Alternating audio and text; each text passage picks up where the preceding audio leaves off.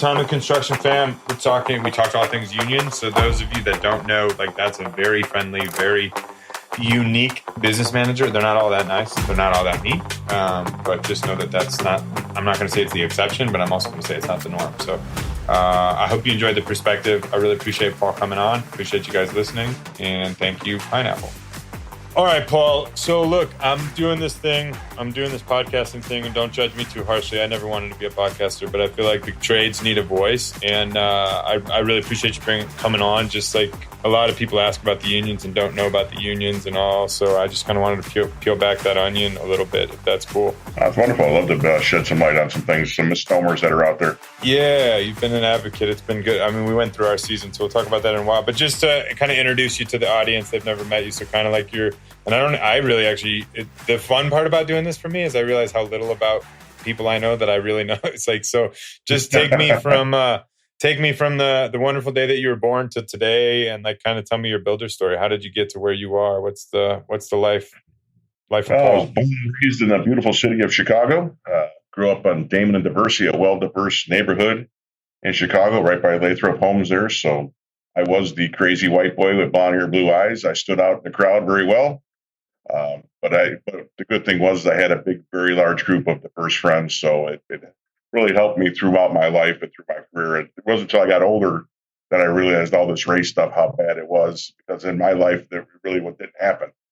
Because we had everybody from every walk of life that hung out with us. So it's kind of an interesting way to grow up in Chicago like that. I started in the trades when I was 18 years old, right out of high school.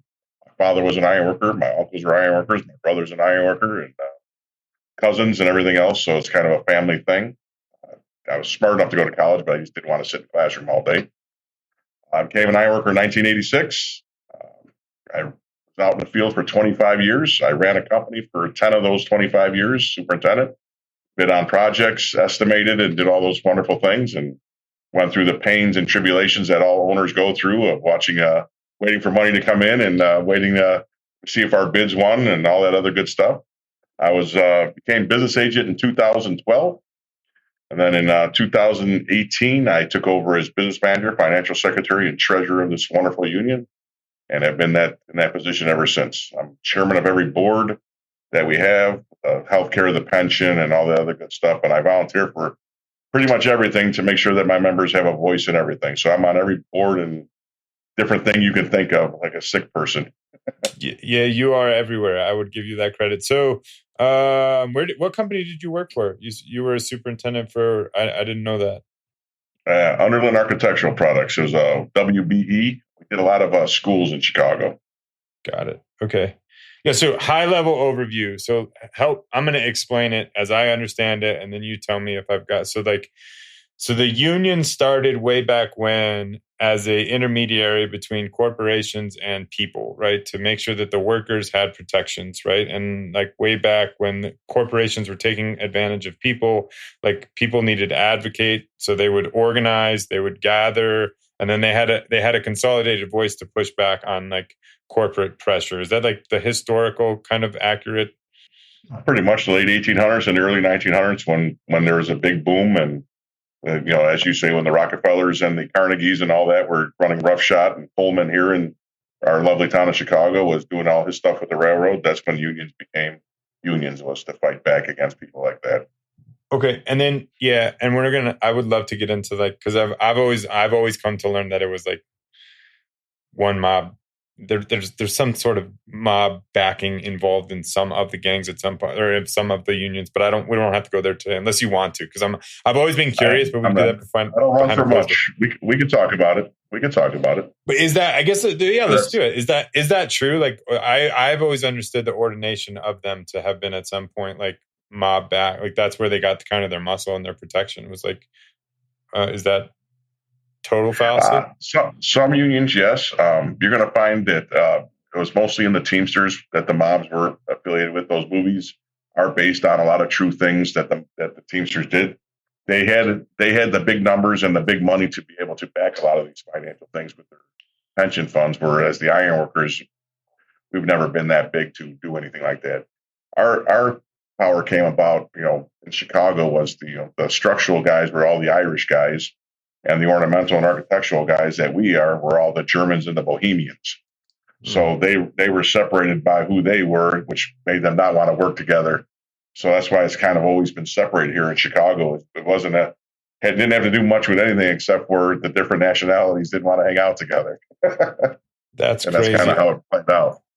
I want to talk about the different disciplines within, because that's something I'm curious about. But so then, as far as like fast forward to today, so this is my understanding is, like you're pretty much, so there's a bunch of locals, right? Within Chicago, there's a bunch of different trade specific. There's, you've got the teams, you've got the Teamsters, you've got the operators, you've got the laborers, you got the electricians, you got the carpenters, you got, on and on and on. But then within each different area, there's a different hall or local. And so in each local, there's a business manager, head honcho you, and then there's BAs, which are kind of the regulators that go and make sure everybody's doing what they should be doing, that like kind of go police the area.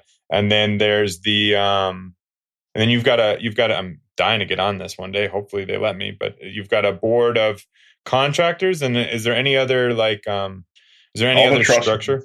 Yeah. All the trust funds have contractors on them. So the healthcare, there's 3 management and 3 union. On the pension, there's 3 management, 3 union. On the big pension at Mid-America, there's 12 contractors and 12 union representatives on that one. And inside locally, we have the executive committee, which are the 5 board members that regulate me to make sure I don't run it like a king and do whatever the hell I want. They keep me in check. And then we have an examining board, which are the guys, there's 3 of them who give tests to the apprentices when they're ready to graduate. Then we have trustees who go over the books to make sure that I'm not funneling money out of it. And then we have a sergeant at arms who watch the door at meetings and a conductor who kind of brings people in when they're being initiated and stuff like that. Got it. And then like, yeah. So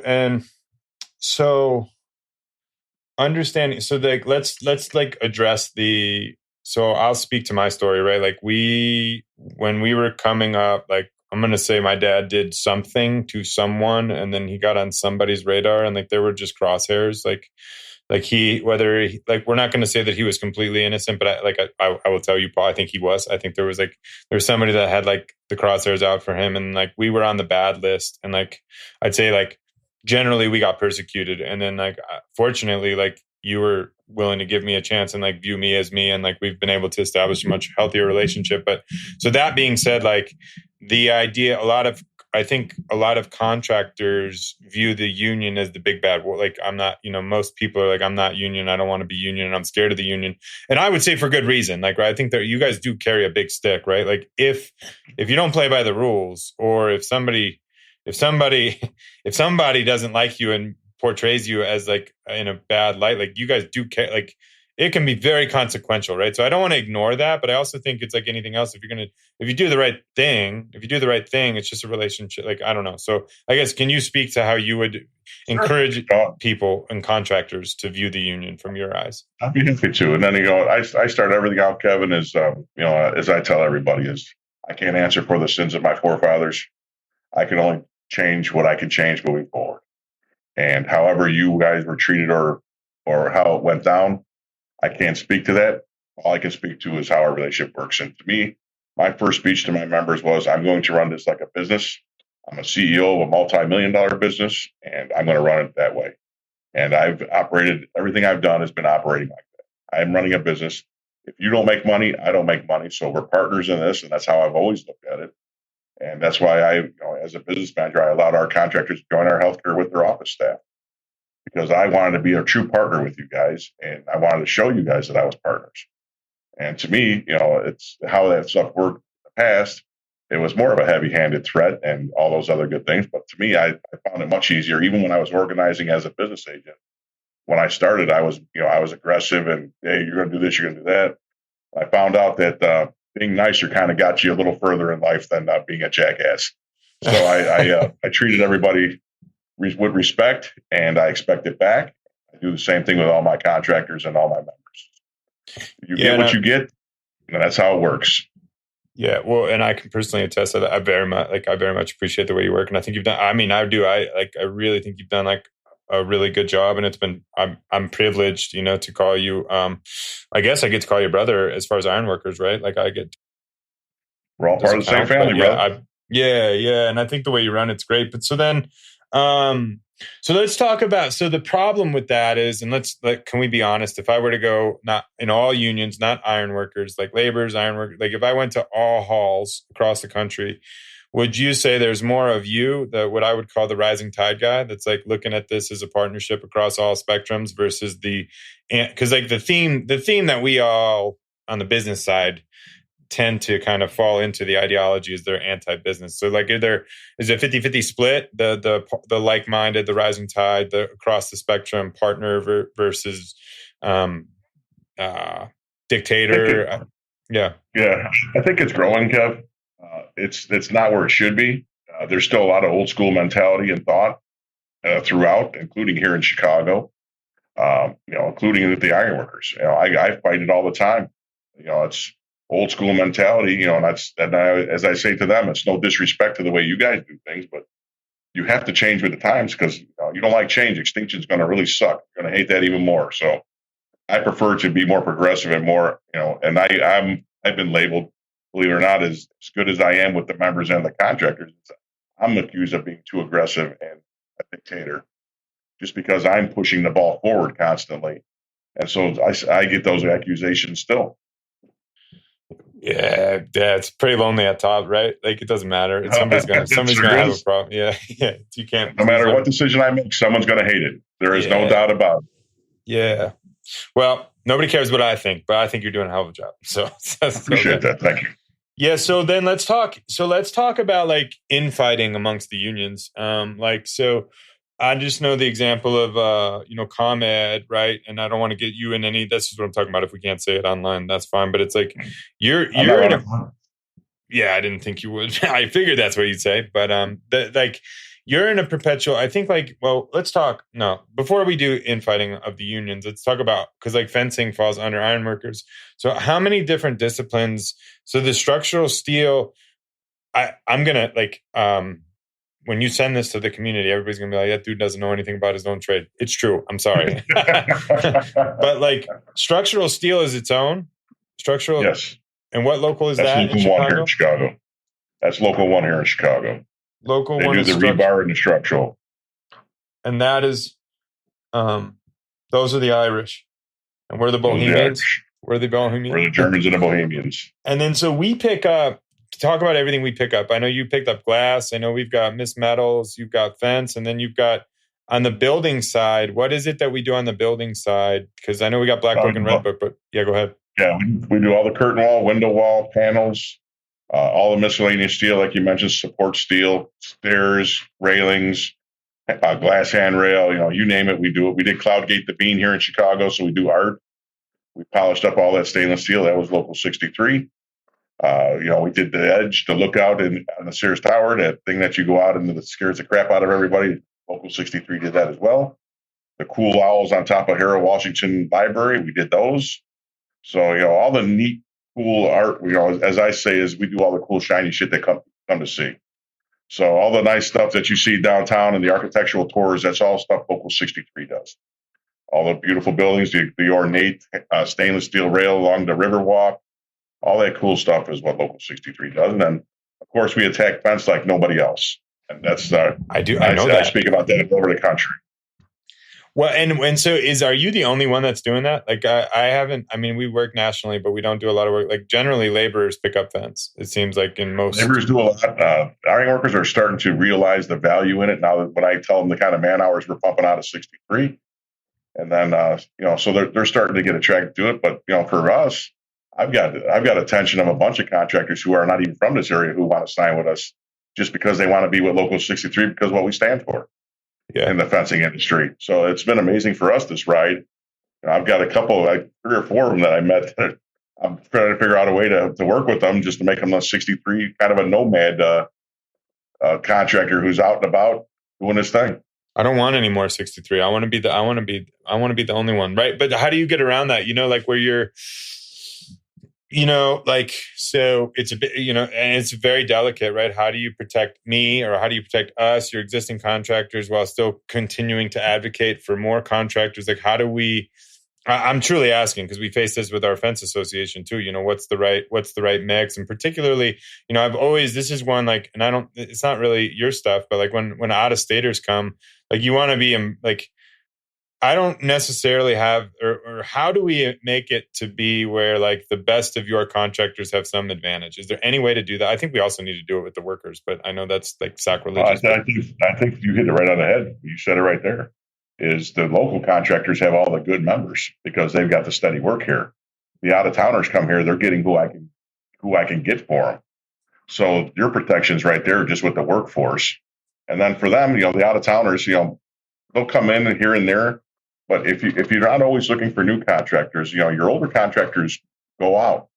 You're a younger guy, which is great, but some of these older contractors age out and phase out. And when the kids take over, most of them go away because usually when they hand it off to a son or a daughter, the company doesn't do so good. And that actually happened to the company I was running because once the kids took over, it went downhill quick.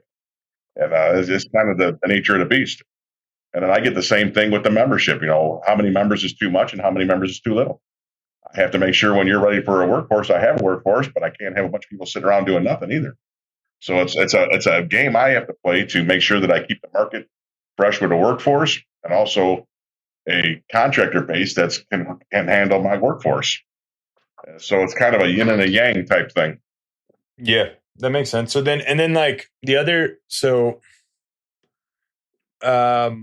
like, as we're doing work nationally, and this won't apply to a lot of people, but down in Southern Illinois, right, the whole package is half. So how does it make sense? And I legitimately, like, and I know you were working on the light commercial or whatever, which I think is gold. You got to get me on that board, dude. Please let me have that's like that's so what we need, like, to fix some of that. Just anyway. But I feel very comfortable with our relationship. It's great. I would rather like this be my singular and my only home local. But my problem is, like, we can't travel. Like, none of our guys want to travel to any of the, Southern Illinois or the cheaper, like when you say you get a job down in the right to work states, that's union, like, our guys are like 2, 3, 4 times more expensive. Like, how do we, for others like me, like, what would your recommendation be? Like, we're loyal to you guys, but it's like, we almost have to have another, like, for some of our travelers, it's like, to be competitive, we almost have to have another local that's more in that realm with guys running out of that. So what would you want us to do there? Well, so it's funny you say that because I just came back from Michigan for my summer training, as I have to always get my skills upgraded. I met with the local 845 business manager, who is the Nomad local. And he's going to work with us because he sees the value in what we're doing on the windows and the fence side. That this Nomad local these are going to be guys who like to travel and are always traveling around. They have a local of about 300 or 400 guys who like to travel. And we're going to educate them on what we do here. So when people like you go into other areas who don't do this work, we have this Nomad local that we can grab from trained people that can help you out in those areas and are willing to work for those wages in those areas. Oh man, sign me up, dude. Can I get on that board? Let me in. That's beautiful. That's we're working on with him. That's just going to be how it's going to work. And I'm working with that guy, and we're going to start bringing the people up here and training them up. He's excited too, which is a great thing. So everybody's looking for an avenue to try to change. And as I tell everybody, change is tough, but it needs to be done. And we're kind of changing the way we do business and the way we've always done business. It worked for them in the past. It's not going to work for us moving forward. We have to find different avenues. We need more revenue sources so I can put more people on the streets to grab more work, make sure people like you have work. And, that's kind of where we police the area, to make sure that we use our political influences to do what we need to do to make sure that the proper wages and benefits for the area are paid. You leverage everything to make sure that everybody wins, and everybody should be able to win in this kind of a market. I agree. I just saw that Chicago is one of the only places where home prices is rising, which I found interesting. Everybody's moving here because everybody else is falling in the water. Yeah, keep them. Yeah. So let's talk about like the infighting. So like, I know, depending on where, like, I think one of the things for like those like, I think a good caution watch out for those that are thinking about it or not thinking about it is like, I mean, it is tough to keep up with, right? Like you go work in Champaign, you're in a different local, you got to report in differently. And if you go work up like a little bit of different rules and regulations, like, you know, you might, and then on this job, you might have to have an operator. On that job, you might have to have a laborer. Like everybody's fighting. And like, you guys police your stuff pretty good in Chicago, like no doubt. But then when you get out of the collar, it's like, depending on the job, like, what sets conditions for when the operators won't let us run a Bobcat, right? What sets conditions for when the laborers got to get a piece of the fence? And I want to go on record because it's going to be out there. Like, it's important to me that I have a good relationship with you and the laborers. Like the laborers are very important to me too, but like you guys have taken care of us for a long time. So I want to put that out there before I get canceled, deleted, or they're angry at me. But what's like, how does that all work? Is that just all in the PLA or That's all in the PLA, and then who claims the work and who has the history of the work is the important part too, and who has the contractors. Like here in DuPage, Lake, and Cook, which are our 3 counties that we run, we are the fence erectors. We are on the prevailing wage report. We are the ones who report what the wages are for fence. It's not any other trade. We control that. And same with the ironworking side of it. So how it works at everywhere else, those guys, you know, if they don't hustle after it, they're not getting that work, and the laborers or someone else is going to take it. And the politics of the unions are a pain in the ass, and the politics get in the way of doing business a lot, which is unfortunate. But it's right now it's a necessary evil till we change and get more, free portability throughout. You know, we've worked on that on the fence side, and we have an agreement with the international now. So anybody who gets the international agreement on fence and curtain wall has the ability to have full portability and bring the workforce around where they want to go. So it depends on what you want to do. Obviously, you're going to, the Chicago guys are going to want Chicago money, but if they're better and if they're twice as good as the other guy, sometimes you might be willing to pay that. Yes, we do. We travel them. We definitely do. We travel them. Yeah, that's better business. You're getting guys that are making you money. That's my same argument against the non-union. You got a trained workforce who's ready to go, and that's my sales pitch to when I sign a non-union contractor is, when you're slow, I can take your members and put them elsewhere. And when you get busy, I can get you the workers. It's not you chasing around and have to retrain somebody every time you turn around. It kind of eliminates that for you. Makes it a little easier. Yeah, it's something I want to bring up. I was actually on a pod yesterday talking to a dude because we had a hard time. Like the fence industry nationally has a hard time regulating, and like I think the first step for me is kind of pulling down the veil. Like the big bad unions. Like I think people need to approach the unions reverently. Like I don't think we need a bunch of flippant companies that don't know what they're doing, messing up the reports and getting in trouble. Like I think that like people need to be established businesses. But I think if we can peel back the veil of, because I think you guys the unions stand as the best option we would have to. I believe this, and I might get in trouble for this. But is like to regulate our fence industry, because like right now, if you look around, like it's very unregulated. There's no standards. There's no safety, like the gates and all of that. So I think in a future state, I think there'd be a real opportunity to have a nationwide program of like, fence excellence. But I don't know. Maybe I'm crazy. Like I think most people Paul, I wouldn't have said this 5-6 years ago. I would have said like maybe 10 years ago. Like last thing we need is more regulation. But it's kind of the wild, wild west, and that's why like every different local is a different. Yeah, go ahead. I think that's kind of where to be honest with you, Kevin, it's my mindset exactly. You're thinking like a business manager. That's kind of what I'm thinking is if I can get control over this, that means that we can have more contractors, more members, and we can grow. That's why I'm willing to work with these out of town guys, because I'm going to figure out a way to get them a healthcare package, make them local 63 members. They can pay the wages, whatever it is for that, wherever they're working. That's fine. But I want to set up a curriculum and a setup for these guys that they have a place to go and learn. And then we can send them on their way and they can go to work. And then we kind of control that market. I wouldn't say control, but we can have a handle on it and level the playing field. I think that's what every contractor is looking for, is a level playing field. And if you can level the playing field and make sure everybody's playing by the same rules and the same regulations, then the cream does rise to the top. And then shitbag contractors are going to fall away because they are what they are. And the good contractors like yourself and many others who do the things the right way, take care of their workforce and do the job right, and have general contractors wanting to call them back, do more work. Everybody wins that way. And math is math. I'd rather make 20% on a guy making $80 an hour than 20% on a guy making $20 an hour. It's pretty simple math. Hey, I understand it. Well, yeah, I think so. Then is it so? Let's talk. So basically, the mechanism for how things go union, I think it's important so basically, if you're coming to build in Chicago, you're not going to get your tax credits unless you like on a significant project. You're not going to get your tax credits unless you like commit to using all union labor. Like that's pretty much how it goes, right? And so that's where you guys kind of control that, and then from there, say owner developers are having meetings with all of you guys and figuring out or how does it come? Because like the fence isn't that significant. The Miss Metals is obviously yours. So like, are you coming to the table to make sure that you get it right at the PLA level, or you kind of have that regulation already on the collar, so you're kind of locked in? So we're allowed to use Bobcats in that area, or like, I guess, when does it come to pass that the operators get all rompy stompy and won't let us run a Bobcat? For them, that's on them, because they started this battle with me, and I plan on finishing this battle with them. So we had an agreement in place a long time ago that we could use Bobcats and lulls intermittently, as long as we're doing it for 8 hours straight, all day, every day. And then we also had an agreement that all push behind, which aka the Vala crane that we use for setting our curtain wall, was the work of the ironworkers. Well, they challenged us on that, and they threatened us, and we went to arbitration, and we whooped their ass in arbitration. And then they tried using political influence by lowering the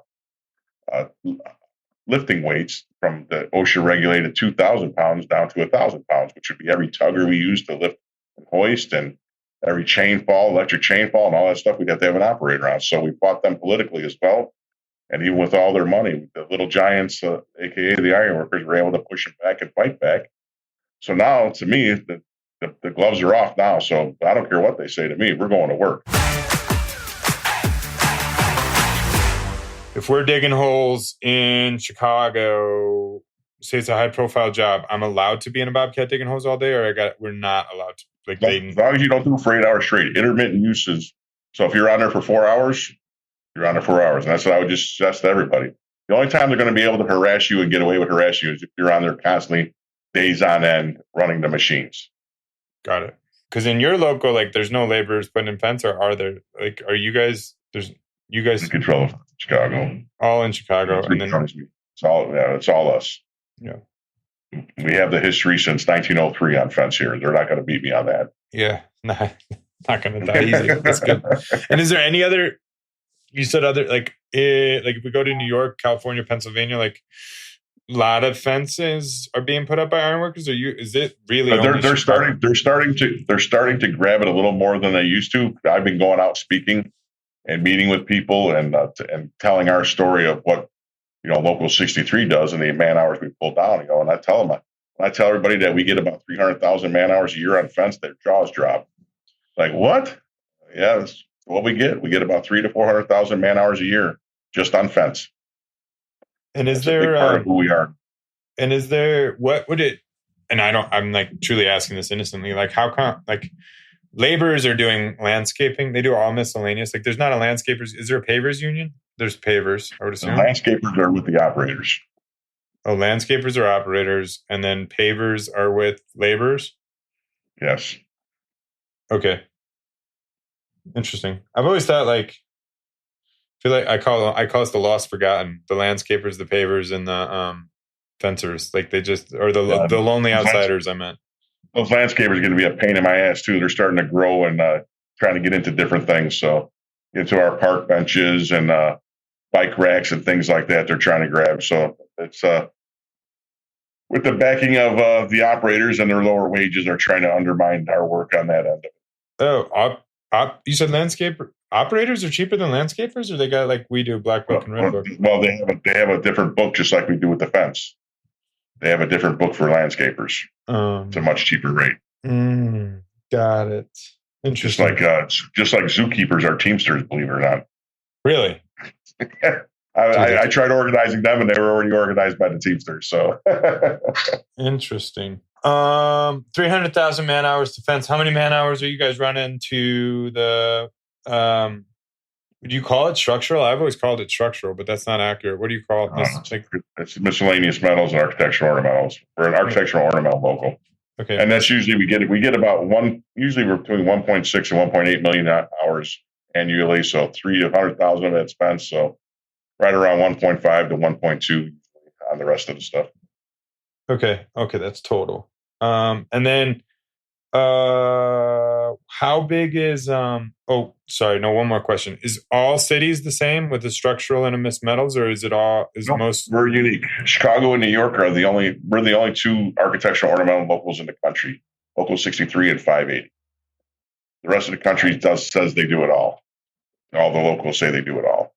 Okay, so they do it all, and that makes more sense why they would like not this. That kind of sets the conditions for why they don't fight for fence then. They're not hard after fence as much because they got the rebar and the structural and the curtain wall and all the other stuff. Until their eyes open to what kind of hours we pull down, all of a sudden they're interested. That's money you're throwing away, and members you could organize. Super interesting, man. Wow. And Kate, and then like, do you have any order of magnitude? So labor. So you guys are doing about 1.6 to 1. How big are laborers in Chicago? Laborers are humongous. They're more of like they've got probably like 20 counties where I've got 3. Same with the operators. The operators have 25 counties they represent. Local 150 here, they have 3. So they're just they're a giant compared to us. The electricians, the operators, they're just monsters. So you guys, I know you said that so you guys are the smallest. Is it the smallest union even in Chicago, or I mean of construction? Pretty close. As we call ourselves, the little giants, or the little engine that could, because we fight against everybody, but we hold our own, and here we are. We're still standing. Interesting. And then, so what is it about? Why is the laborers? Because it feels like the laborers have like La Una or whatever. Like they're kind of, I don't want to say more cohesive in the state and more cohesive nationally. Why are we fragmented? And is it good for us to be fragmented? Is it an advantage, or do we need to try to get one voice for ironworkers? It depends on what you're looking for. Like for us, our arbitrary lines stop hurting us in our business. Yes, they are. But it also gives us our strength is now we have, like for us, the architectural ornamental locals, we've become so damn good at what we do. Curtain wall, we're doing a 70-story building with 10 guys. That used to be a 60-man operation. And we've gotten it down to such a science now that we're doing it with 10 and keeping up with the 4. Same thing with all the rest of our things we do. We've developed our training so that because we're specialized, we really keyed in on that, and we've become really good at what we do. And that's kind of what our sales pitch to our contractors and to everybody else we're trying to sign is that we don't do everything. We do just this little group of things, and we're really, really good at it. Very good. Okay, so then how many companies total in our local, and how many? I know I've been asking. I got to ask Laura for that report. How many companies? How many members? We have about 200 contractors that are signatory with us, and we have 1,360 active members. That's awesome. The only local that grew in our district council, by the way. Bingo. Organizing, nice. Baby, organizing. Yeah. And how many BAs are there? I have 4 BAs and 2 organizers, and myself. And tell me the difference between the two. What's an organizer? Business agents are elected by the members. Organizers are put on by the business manager. So they work directly for me. So do the business agents as well, but they're elected by the membership. The organizers, I'm able to pick and choose who I want to go. Like for my fence organizer, I picked a Hispanic guy because the bulk of our members are Hispanic in the fence industry. So I don't speak Spanish. So I figured I'd get myself someone who's bilingual and someone who did fence, which is also helpful, and knows the industry. So, if I left that up for a political position, it would have went to some other white guy who's been around for a long time and wouldn't be able to help me in the fence market. So putting an organizer on gives me the ability to directly hire people who I need for certain things, which is a very good thing. And let's talk about so a big thing for me, like and I think you know this, but what I love about our industry is you don't have to go to college and you can go make a good buck for yourself, right? And like we keep our residential open because I want to bring them to you after they've learned how to dump the wheelbarrow all over. You know what I mean? Like I want them like, but like, what'd you say? your own minor leagues. We let them struggle, but we get to take people and give them a really good starting wage, and then they can come in and be earning up to I don't want to say it online, but $100 an hour, right? 50 to them, and plus the retirement and all that. So I think it's really cool. Like that's what's really special. It's like I think there is an inherent danger. Like I don't know what you would say, but there's some of our membership that's super entitled and thinks it's owed, and then I love bringing people into that to be able to say like, you can make something for yourself, right? And so how does the journey start for the let's talk to the kids? And like I think it'd be really cool for you and I to go start talking, if you're talking to any of the technical colleges or the high schools, like I'd love to put that together with you and go talk to kids, because I think it's changing. I think you're probably feeling that too. But like when I was going to school, everybody would just turn their nose up. Like, you're going to be in construction. Like, fuck you, man. We build everything. The road you drive on, the building you go to, your house, like it's all by the trades. But anyway, like talk to and I don't know when this audience takes or whatever, but like I really want to speak to the kids. I call it the No College Club. I want to stand up the No College Club, where like, here's some options for you. So is it walk in, sign up? How does it work? Like, is the school full? Are you guys looking for more? They need a me. How does it look like to get involved? Like, if I say I'm not going to college, I want to be like Paul, I want to get in the union, I want to make good money, I want to make it fast. Let's walk through that, like career mapping. Sure. That's I'll go back through the history of it. So we got kicked out of the schools. I want to say it was in the late 90s to the early 2000s. We got kicked. All the vocational schools got kind of ended, and they wanted everybody to go to college. And they were giving them tax things and different incentives to get kids to go to college. So that's why they eliminated the trades in the schools, because they were all getting different kickbacks to get kids to go to college. Well, you know as well as I do that not everybody's meant for college. And it's not that you're not smart. It's just you're not a college person. I can't sit still in a classroom all day. I mean, the funny part to me is I tell everybody is I'm everything I never wanted to be. I sit in an office all day. Yeah, I never wanted to do that my whole life. Same, man. Same. I share that. I like building stuff and putting it together, but here I am. But we go now. We go to high schools all the time. Have Fletcher and Sergio. Fletcher's my political director, and he's an African American gentleman, which fits well into the South Side schools when I'm talking to people there. And then I use Sergio when we go to Hispanic areas because he's bilingual and can get to those. And we also have a ton of open house at our training center. We open it up to schools, come in all the time. CPS was just there yesterday or the day before, having a tour, checking out the school and doing different things. And now we're developing an app with our app guy. I started an initiative here that we're going to send out throughout the country called High School to Hard Hats. I'm setting up high schools with their own app, and our app guy that helped build our app is giving it to us for free to start with high schools. And what we're going to do is put our websites on this app. So when the high school says, hey, there's an open house here, the Ironworkers, this is where you click on it and stuff like that. So we're partnering up with the schools to try to get more kids engaged.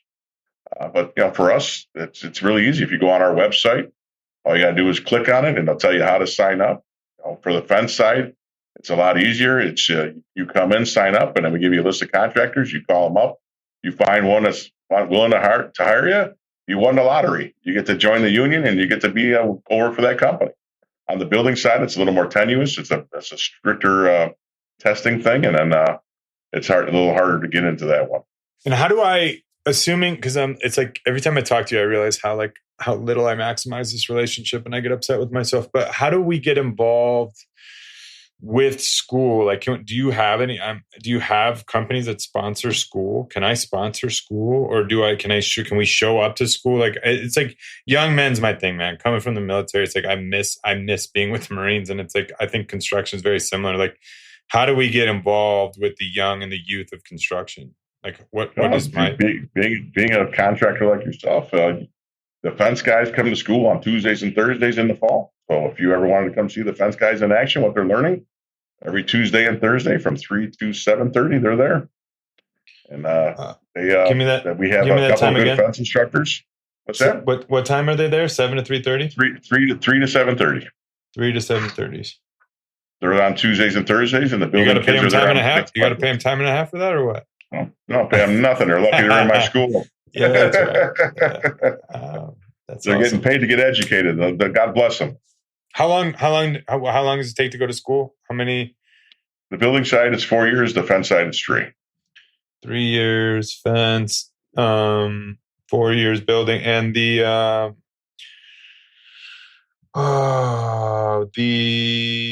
and they're going twice a week. They're going twice a week for 3 years.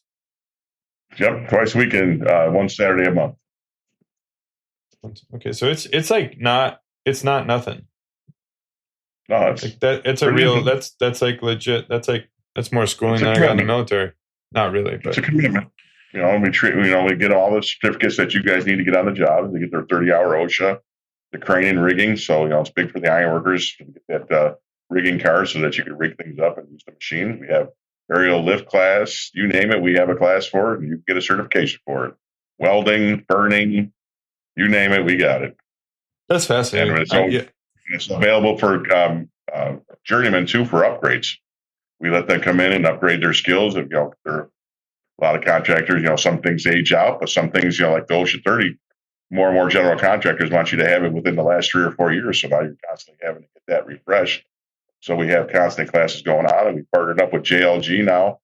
So we have aerial lifts that they donated to us that we have in our thing now. So we can get anybody an aerial lift card anytime they need one.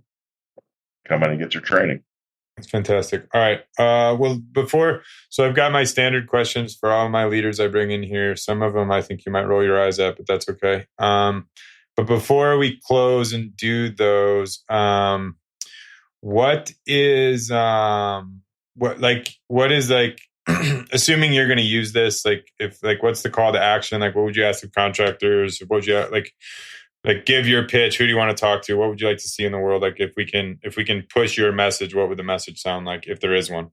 Well, I think the message is kind of what I've been preaching since I've gotten this job. Is I think it's a partnership that's been totally underused for a long time. I think the possibilities are endless for what our contractors and our membership can do and what we can pull off together, not just politically, but also on the job sites and everywhere else. We have a lot of muscle that we haven't used together, and we've kind of both been doing things our separate ways for a long time, but I think we've kind of missed the boat. You guys are the ones who are in contact with all the developers and in contact with a lot of other people that we're not in contact with, and we have the eyes and ears of the politicians and everybody else because of our heavy influence with our donations and things like that. So I think we've kind of missed the boat on that. I look forward to kind of moving the chain in a different direction now and working together, not only on jobs, but also politically and everything else for them done. So that we could change the way things are viewed and done. And look what we did in Illinois. We got rid of right to work forever. We put it in our Constitution. And the things we could do together is just endless. And I'm kind of excited for the future of that. I look forward to working with all the guys and making it a little more stronger and a little better. As somebody that hears right to and I'm this person still, generally, I'm going to not pick on any unions here, but I think sometimes there's unions that are doing not good. It's I think in the construction, I think there's a lot of good. I think they do a lot of good. I think it's really important. And there's some other arenas where I'm I don't know if that's helping. I don't know if it's hurting. I'm not going to educate, but as somebody that I hear we got rid of right to work and I hear we got rid of freedom. So can you put me back in my box? If I'm that person, if I'm well, why is getting rid of right to work a good thing? Would you want to clarify that? They used the wrong title, I think, when they titled it like that, because I understand completely why people look at it that way. But what it did, was it eliminated, for a long time, is you would have a bunch of guys who would caravan up from the South where they don't pay nothing. They would come up here and they would take these jobs for a lot less money than the living or the cost of living is to work up here. And what they're doing is then they take that money and then they go back to the different states. So now you're taking all the money that was here in this state, it's leaving. You're not getting any of the tax revenue, and you're not putting any of the people who live here to work. And now you're lowering the cost. You're lowering the wages, and the cost of living so high because it's a big city. So now as you're lowering wages, now you're putting the workforce into a different bracket now where they're almost too poor to even be in existence. So what it does is it got rid of the gypsies who are coming up from the South, 4 people to a car, sharing hotel rooms, and just lowering the cost of the living standards for around here. And that's what it was meant to do. It's not really you're losing your right to work. It's losing the right to work for less money. That's how we it's all things in politics. They gotta brand it the right way. So it's just misleading. It's a poor job with that one. That's for sure. And even when they were doing it, I was that don't even sound good. Didn't understand. All right, wasn't cool. my call. Yeah. Well, totally. All right. So I'm just going to run a few, like my leadership questions. And if you're not Sure. comfortable to answer, don't worry about it. So a lot of people, this one stumps a lot of people, but like, how do you define good leadership? I think a good leader is a strong leader, strong in his convictions, sticks to what he says, and is fair. That's all you can really ask for any leader is to be fair and to be strong in their convictions. Anybody who's wishy-washy, this job is not for you. And if you're not strong, if you don't have your word, you have no value. And if you have no value, you don't really have a job. And that's kind of how I look at it. People trust me with all their innermost secrets because I'm in charge of their health care and their pensions, and so I have to be able to keep secrets. I have to be able to keep my mouth shut, and I also have to be able to help behind the scenes get them where they need to go. So it's a weird position to be in, and as you grow through the ranks, it's less and less people you find in your circle because of the position you have. And where I was once a loved iron worker who hung out with everybody, and my circle has gotten a lot smaller. Yeah. So we're talking about lonely at top. Okay. And then I think you might have said it, but just like, everybody's got their traits, of a leader, humility. You said a few in there. What's like the single most important leadership trait in your eyes? I think the I don't know how to say it, but I think that to be not over emotional, but to be understanding of people and their feelings. It's people, people are so different, and to be able to kind of navigate through how other people perceive things and how they feel, and take yourself out of it and put yourself in their shoes, it's very humbling. And if you can do that, I think that makes you a very effective leader because sometimes you're just like, man, pull your fucking pants up and go, what are you fucking bitching about? Yeah. Then when you look at it from where they're at, you're like, I get it, man. To them, it's a big deal. I have to put myself in their shoes, which is always difficult. I put regulated and emotional IQ. That sums it up, right? Yeah, right on. Okay. What's your favorite part of the construction industry? If you had to pick one, what do you love about construction? I love the people. I think, and I'm on all sides. I love being able to talk to people and hear the stories and see them in action and the wonderful things that they can do. And I'm still amazed by the work that some of our people can do. Just like I said, Cloudgate the Beam. That guy didn't think we could do it. He brought his people in. He shipped people here from across the country. Let's show you what we can do. As soon as we showed him what we could do, he shipped all his people back home and said, all right, you guys are good. And, and to be able to do things like that and to create and to be able to look back on it and go, we did that, and to know it's going to be here for generations, it's just a phenomenal feeling and an exciting feeling. And like I said, I just relish in it. I love it. And I love representing the people that do that work. And it's exciting for me. And that's what gets me jacked up every day coming to work. That's awesome. The one thing I didn't how big is Local 1 relative to us? They're about 17 to 1,800 active. So they've got about 400 more members than us. Okay. And that's mostly because of the rebar. That's a big thing. Rebar, like on the roads too, or no? They do the bridges. They do the vertical rebar on all the buildings.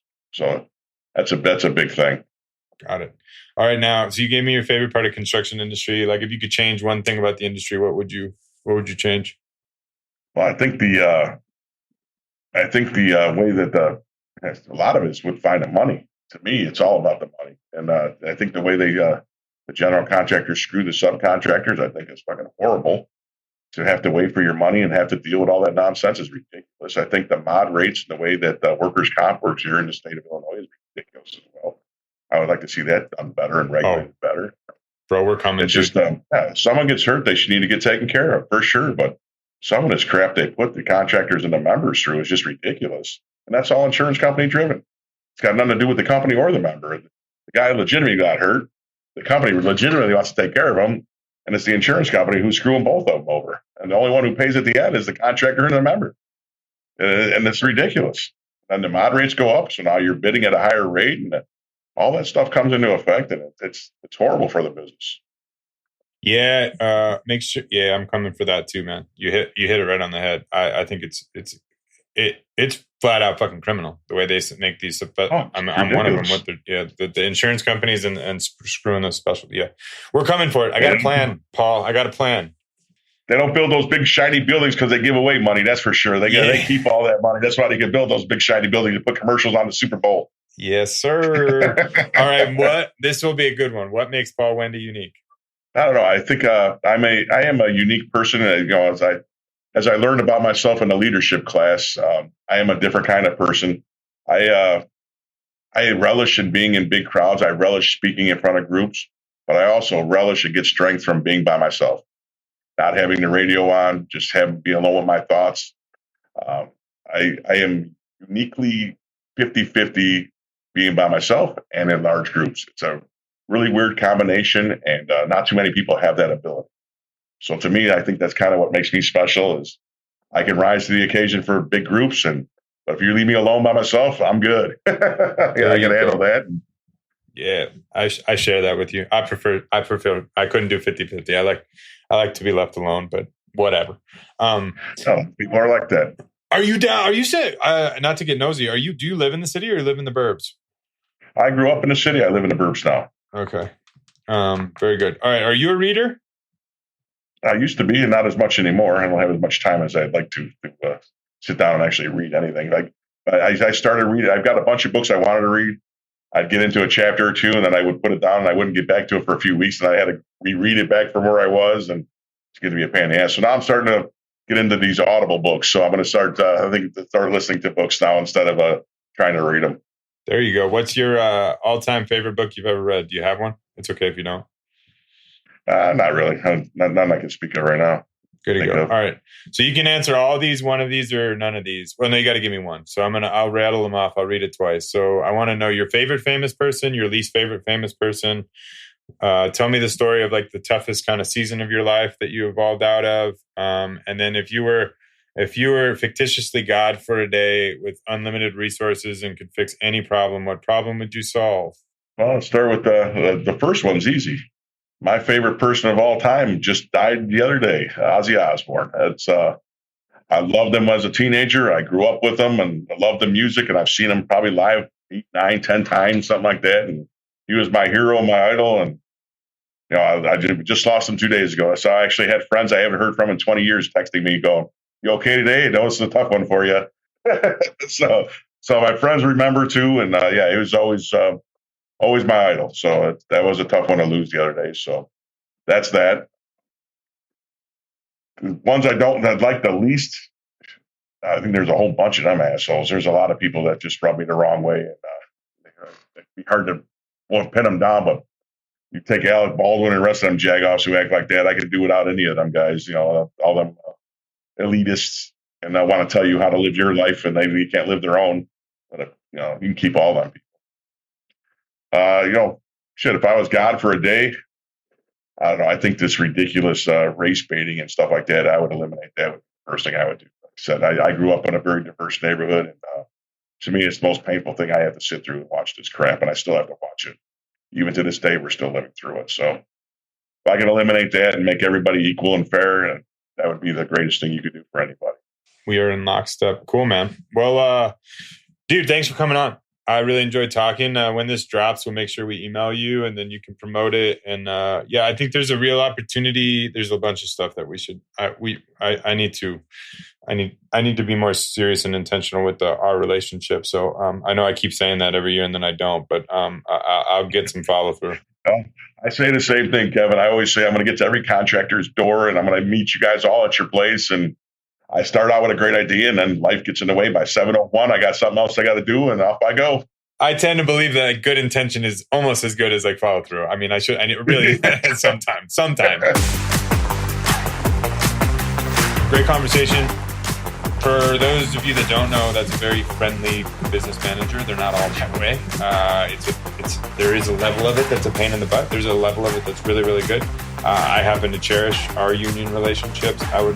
For the small business owners that are looking at doing big work, I would go cut your teeth elsewhere and then do the union later. That would be my advice. But it's been a very good thing for us and our company, and I think it's a really good opportunity. So if anybody wants help navigating or getting involved with or is evaluating stepping into the union arena, get at me. If you like the show, thank Pineapple Productions. comment, like, subscribe, fill out the survey. If you didn't like it, fill out the survey. I'm going to check on those someday. So thanks for tuning in. Go build better. We'll see you next time.